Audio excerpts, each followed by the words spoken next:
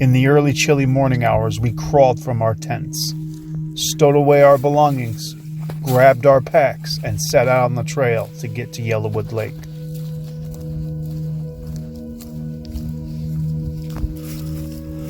The sudden reality had hit that we still had a lot of miles to cover, and this would be the day to get through a vast majority of them.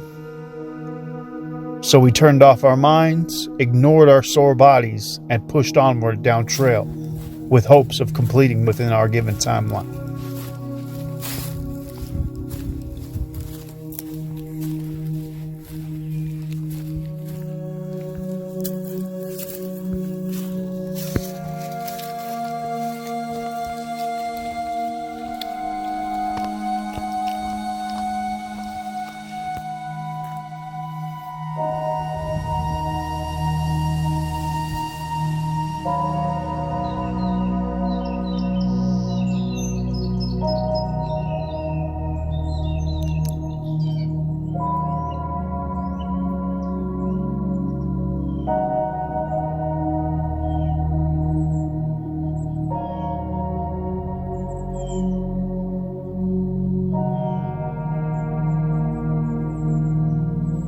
We hiked along the water's edge at Yellowwood Lake, greeted by the early morning birdfowl that paced the lake surface as they flew overhead from one end to the other.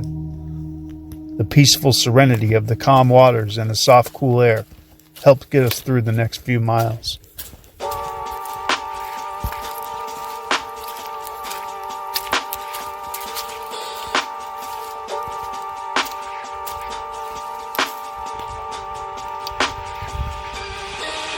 We took a break at the base of High King Hill to eat a quick snack and prepare us for the ascent to the top.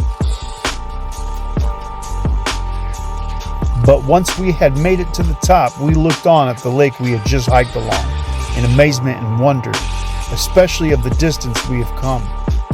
This instilled in us both the motivation we needed to continue on.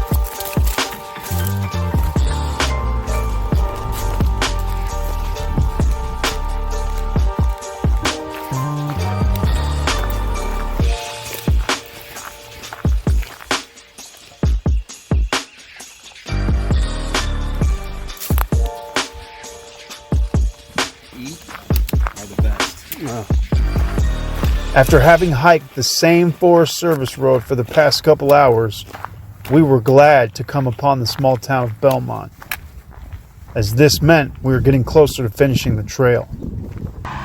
We continued down the busy State Route 46 with hopes of getting an ice-cold cola from the machine at the motel in town.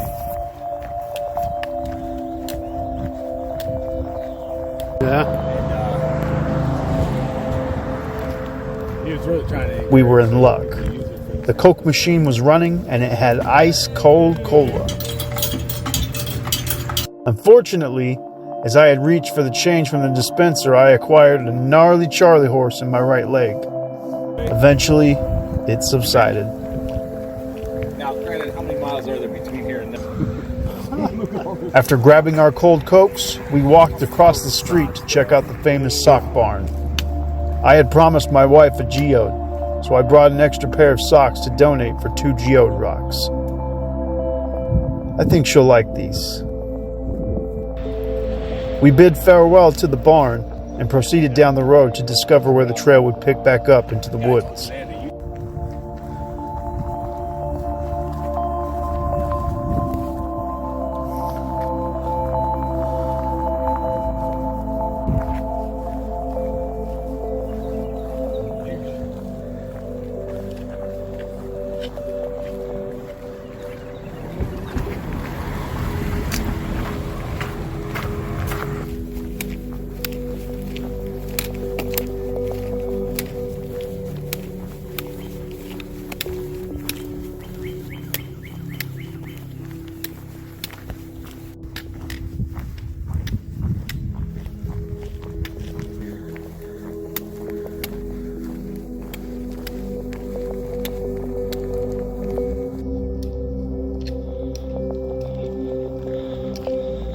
It wasn't long before we were back on trail and back in the woods.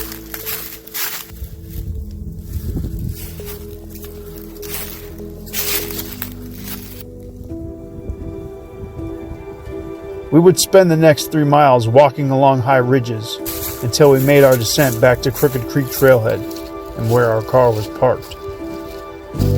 But this wouldn't be the end. There is still 2 more miles of the trail from the trailhead lot where our car is to the official end of the Tecumseh Trail, which means we would technically have to hike 4 miles out and back to the car to finish this trail. But I wasn't worried or concerned. We had done this before. I'm sure we'll do it again. We finished this section of the trail, motivating one another to push on to the end.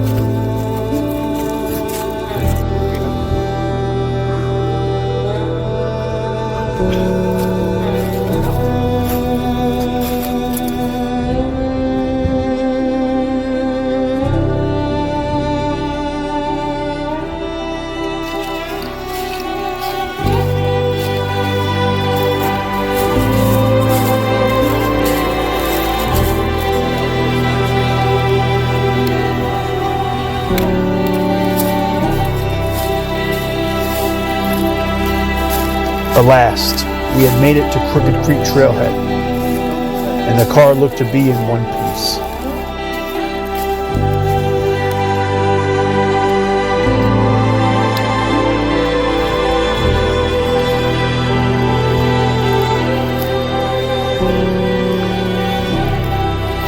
I had left my pack at the car to slack pack this final section, but Joe insisted on continuing to carry his pack.